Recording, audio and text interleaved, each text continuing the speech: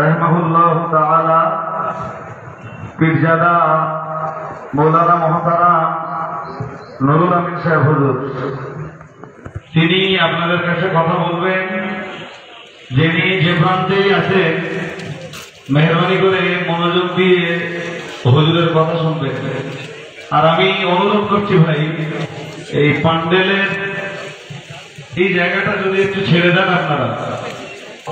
মসজিদে এখনো জায়গা আছে, মাদ্রাসাতে এখনো জায়গা আছে, এখনো তো মানুষ আসবে, এখনো বহু মানুষ আসবে। সবে তো 9:30 টপকালো, 11টা মানে কম বেশি এখনো 1.5 ঘন্টা বাকি। তো আপনারা যদি এক্ষুনি প্যান্ডেলের এই জায়গাটা ব্লক করে দেন তো পরবর্তীতে যারা আসছেন আপনাদের পিঠে তাদের খুব কষ্ট হবে। জামিয়া রহমানিয়াতে এসেছেন বুক ভরা আবেগ নিয়ে, আজকে এসেছেন শোকাহত হয়ে।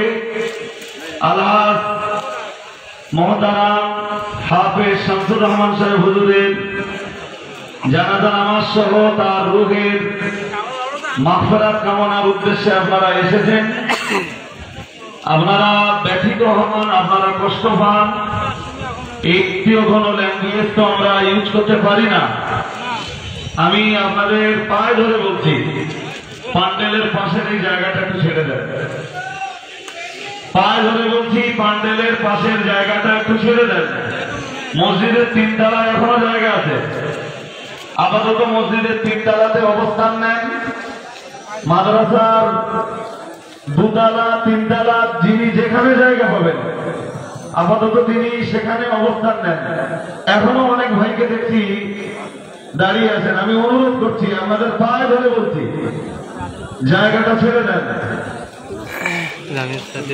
বলছি প্যান্ডেলের ভিতরে বহু মানুষ দাঁড়িয়ে আছেন, অকারণে দাঁড়িয়ে আছেন। এবং আমার কাছে বার্তা আছে, মেসেজ আছে, প্যান্ডেলের ভিতরে কিছু মানুষ চেয়ার দখল করে রেখেছেন যারা মুফতি সাহেবের পরিবারের কেউ নন, যারা মুফতি সাহেবের পরিবারের কেউ নন। স্বেচ্ছাসেবী ভাইরা বারবার বলার পরেও আপনারা কেন উঠছেন না বুঝতে পারছি না। ওখানে আজকে মুফতি সাহেবের পরিবারের লোকজন যারা আছেন তারা বসবেন, জামিয়া রহমানিয়া শিক্ষকরা বসবেন। আপনারা মনে ব্যথা নেন না, ওই জায়গাটা আজ আপনাদের জন্য বরাদ্দ করা হয়নি। আমি অনুরোধ করছি, বারবার অনুরোধ করছি, মেহরবানি করে প্যান্ডেলের ভিতরে জাম করবেন না। অকারণে যারা প্যান্ডেলের ভিতরে চেয়ার দখল করে রেখেছেন চেয়ারগুলো ছেড়ে দেন। এখন আপনাদের সম্মুখে বক্তব্য রাখতে আমি অনুরোধ করছি আওলাদ আল্লাহ রুহুল আমিন রাহিমাহুল্লাহ তাআলা পীরজাদা নুরুল আমিন সাহেব হুজুরকে। ক্যামেরাগুলো বন্ধ করুন, ক্যামেরাগুলো বন্ধ করুন। আর মেহমান যারা আসছেন আপনারা কেউ হুজুরকে দেখবার সময় ওখানে ফটো বা ছবি তুলবেন না। সবার উদ্দেশ্যে আমি সতর্কতার বার্তা দিচ্ছি, কেউ আপনারা ছবি তুলবেন না।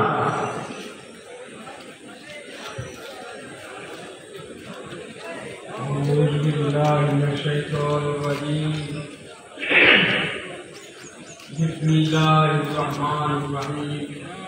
इन्नल्लाह व मलाइकतहु युसल्लूना अलन नबी या अय्युहल्लज़ीना आमनू सल्लु अलैहि व सल्लिमू तस्लीमा। अल्लाहुम्मा सल्लि अला सय्यिदिना मौलाना मुहम्मद व अला सय्यिदिना मौलाना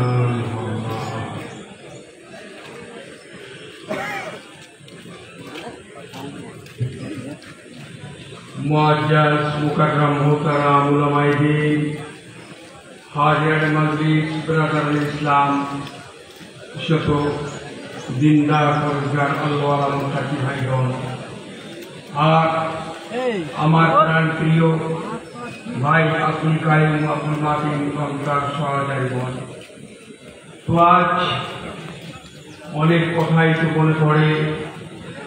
এমনি এক করুণময় মুহূর্তের মাঝখান থেকে আপনাদের কীর্তন কথা আমি শোনাতে পারি, তবু এইটুকুই জানি মওতুল আলমে মওতুল আলম, যোগ্য আলমের মৃত্যুতে জগতের মৃত্যু হয়ে যায়। এই কথাই আজ যদি অনুবীক্ষণ করে জানা যায়, যারা প্রকৃত আল্লাহওয়ালা যোগ্য আলেম তাদের মৃত্যু হলে যেন সেই জগৎটারই মৃত্যু হয়ে যায়। তো যাই হোক, আজকের এই ক্ষণ মুহূর্তে আমি নাকি নালাই গুনাহগার বান্দা আপনাদের সম্মুখে কি কথাই বলবো। ছোট্ট জীবনের মাঝখান থেকে অনেক উলামায়ে হাজরাতগণ পীর ওলি দরবেশ বরকত সিদ্দিকী সালিহীনদের মধ্যে অনেক গোপনত্ব নিয়ে যারা থাকতেন, বিশেষ করে কিন্তু আজ পরম ভাগ্যক্রমের মাঝখানে জীবনের কিছু সময়ের মুহূর্তে এমনি আমাদের হুজুর হযরত যিনি আজ আমাদের কাছ থেকে বিদায় নিয়েছেন, তাকে আমি অনেক আগে থেকেই, না হলেও বেশ কিছু আগে জীবনের মাঝখানের বয়সটুকু জানতাম। প্রথম পরিচয়ের সান্নিধ্য যখন চৈতে বাহাত হল, সেই বাহাতের লক্ষ লক্ষ মানুষ হাজির হয়েছিল।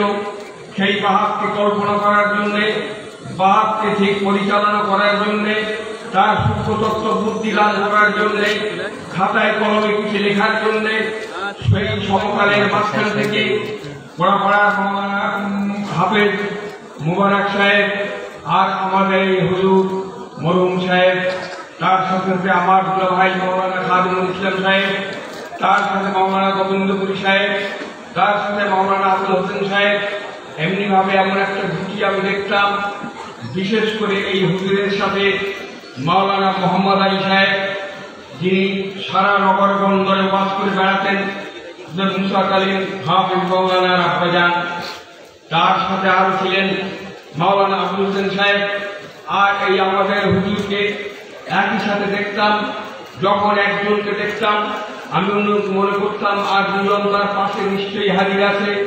তাই এমন একটা জুটি সেই সমকালে যেখানে যত পাঁচ প্রবাহে যত বিতর্কিত অবস্থা বাঘের মতো গুরুগম্ভীর মেজাজে আমাদের হুজুর সেখানে হাজির হয়ে গেছেন। আমি দেখেছি অনেক আলেম তার সূক্ষ্মতত্ত্ব জ্ঞান বুদ্ধি পাওয়ার জন্য চাঁদের মধ্যে থাকবেন, তার লেখার শক্তি পড়ার জন্য, অনেক মনোবাঞ্ছ পূর্ণ করার জন্য, জ্ঞান পাওয়ার জন্য তার লেখাটি থেকে পড়তেন। তাই এই অবস্থায় চলতি ভাব থেকে আরম্ভ করে আর আমি আমার জীবনে কিতাবগুলো খাওয়ার জন্য কলকাতার আলিয়া থেকে পড়ে আসার পর আমি করলাম বঙ্গলুর বলে একটা প্রেস করলাম। বঙ্গলুর প্রেস, এই হুজুরের সাথে আমার কখন কথোপকথন হয় বসিয়ার সাই মসজিদে। তিনি তারাবি নামাজ পড়াতেন, আমি তার পিছনে অনেকবার তারাবি নামাজ পড়েছি। এবার আমার এই বঙ্গলুর প্রেস সম্পর্কে জানলেন, বললেন এমন নাম আর এমন প্রেস হুজুরের জন্য কিভাবে দিলেন। আমি বললাম হুজুর দেখুন, এখানে আমাদের তিনটে ভাষাই আমি ছাপি, বাংলা, ইংরাজি, আরবি। তাই বঙ্গ হচ্ছে বাংলা ভাষা, নূর হচ্ছে আরবি ভাষা, প্রেস হচ্ছে ইংরাজি ভাষা। তাই যে উদ্দেশ্য নিয়ে প্রেস করেছিলাম, বসে কাল্লা মহাদের কিতাবগুলোকে মুখের সামনে প্রকাশিত করার জন্য। তাই পক্ষান্তরে তিনি ছিলেন বাংলার নূর, বাংলার আলো, বাংলার বাঙালি মুসলমানের আত্মচেতনায় সেই অন্ধকারের জগতে যার কিতাবগুলোকে আমাদের এখনো জলজল করে আলো দেয়, জ্ঞান দেয়, বিবেক দেয়, স্বচ্ছতা দেয়। তাই তার উপলক্ষ করে তিনি বাংলার নূর, তাই বঙ্গলুর প্রেস নাম দিলাম। হুজুর আমাকে খুব বাহবা দিলেন। এমনিভাবে আরো অনেক কথা, অনেক ক্ষেত্রে অনেক বাদ মহিলে আমাদের সাথে দেখা হতো।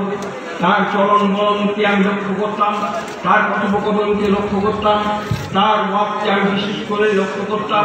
তার মধ্যে পেতাম অনেক যারা বিরোধী মতবাদের মানুষ ছিলেন, তাদের ধার ভাঙা জবাব তিনি তার পদের মধ্যে দিয়ে দিতেন।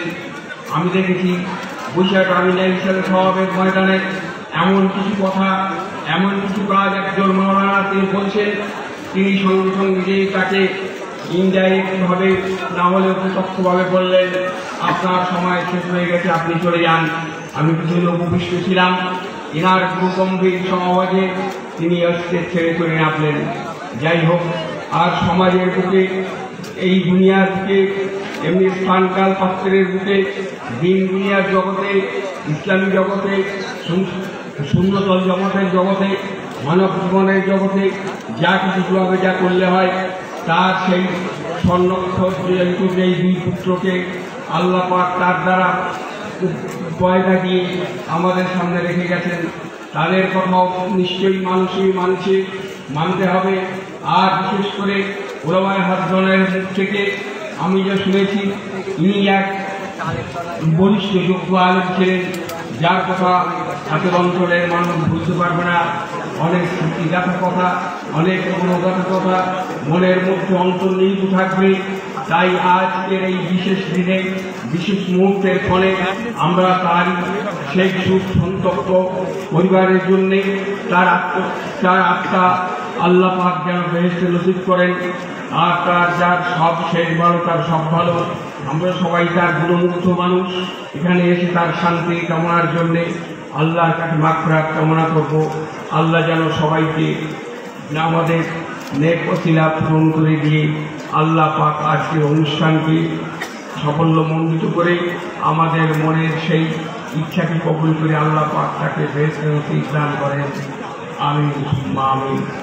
আর কথার কথা কি বলবো, বৈশাখ আল্লামা হযরত কেবলা তার অজস্র কিতাবে লিখেছেন।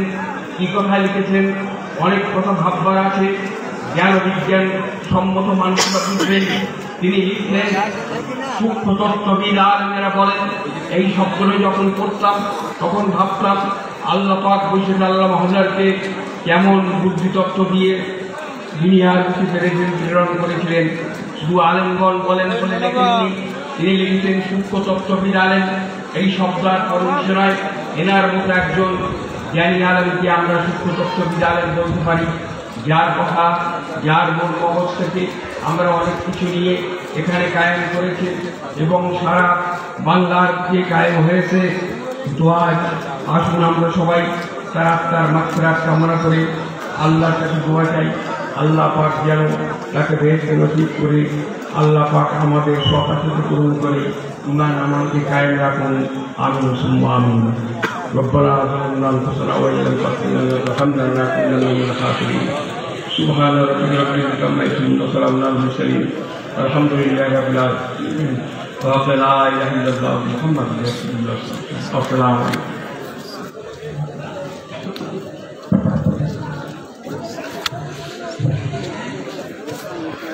মসজিদের দুতলা এবং তিনতলায় পর্যাপ্ত পরিমাণ জায়গা আছে। আপনারা বাইরে দাঁড়িয়ে না ভিজে আপাতত মসজিদে তো জায়গা নিতে পারেন। ভলেন্টিয়ার আপনারা যারা প্যান্ডেলের ভিতরে আছেন, আপনাদেরকে অনুরোধ করতে হবে, আপনাদেরকে পায়ে ধরে অনুরোধ করছি, মেহরবানি করে একটু অনুরোধটা রাখুন। প্যান্ডেলের ভিতরটা ছাড়ুন। আপনাদের পিছিয়ে যেসব মেহমানরা আসছেন তাদের জন্য একটু জায়গা করে দেন। প্যান্ডেলের ভিতরে কেউ দাঁড়াবেন না, আমি অনুরোধ করছি। আচ্ছা, আপনারা সরছেন না কেন? আমি দেখতে পাচ্ছি যে বারবার বলার পরেও আপনারা আমার অনুরোধের কোনো মূল্যায়নই করছেন না। প্যান্ডেলের ভিতরটা কেউ দাঁড়াবেন না।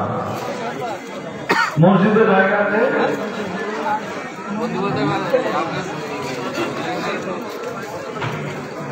প্যান্ডেলের ভিতরে শুধু অবস্থান করবে মুফতি সাহেবের পরিবারের লোকজন এবং আলেম ওলামা যারা আছেন তারা, জামিয়া রহমানিয়ার শিক্ষকরা। আপনারা প্যান্ডেলের ভিতরে কেউ দাঁড়াবেন না, কেউ দাঁড়াবেন না। মেহমান যারা এসছেন, আমি একটু আগে দেখলাম যে গেটের মুখটা বড্ড হুড়হুড়ি হচ্ছে। আপনারা হুড়হুড়ি না করে একটু ধৈর্য ধরুন, সবাইকে দেখবার সুযোগ করে দেওয়া হবে। হুড়হুড়ি না করে ধৈর্য ধরলে আমরা সবাইকে আল্লাহ চাইলে সুযোগ করে দেব। কেউ হুড়হুড়ি করবেন না। স্বেচ্ছাসেবী ভাই যারা আছেন, বিশেষত জামিয়া রহমানিয়া জামাতে ইফতার ছাত্র ভাইরা যারা আছেন, আমি আপনাদেরকে বলছি, প্যান্ডেলের ভিতরে যারা অযথা ভিড় করছে, কাউকে অযথা ভিড় করতে দেন না, অযথা ভিড় করতে দেন না। আমি এখন আমাদের মুফতি সাহেবের বড় জামাতা মাওলানা আব্দুর রহমান সাহেব, যিনি খাদিজাতুল কুবরা বালিকা এতিমখানা ও মাদ্রাসা সুপারিনটেন্ডেন্ট, তাকে কিছু কথা বলার জন্য আবেদন করছি।